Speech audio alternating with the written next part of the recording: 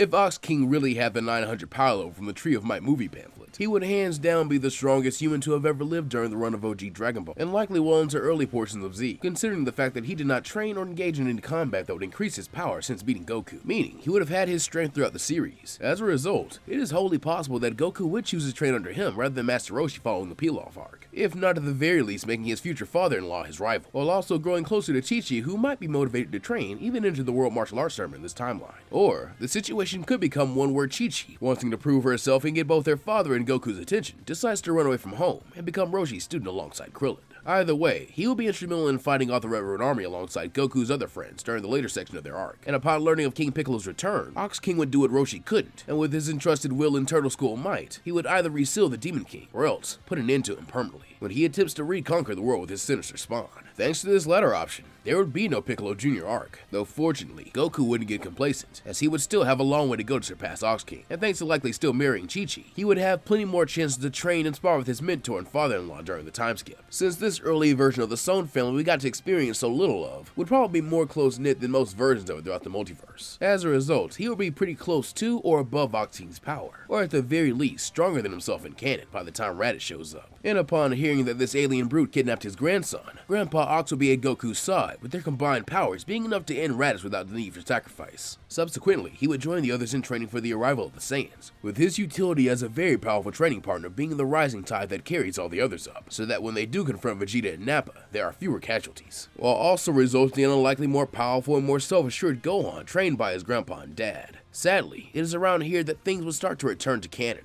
as being human, Ox King's relevance would steadily decrease. But thankfully, through his own strength and determination, he will be able to successfully ferry the heroes through the problem losing their Dragon Balls his strength originally creates. And as a benevolent and true king, he would always be ready to lend a hand and be a reminder of what training and perseverance can achieve.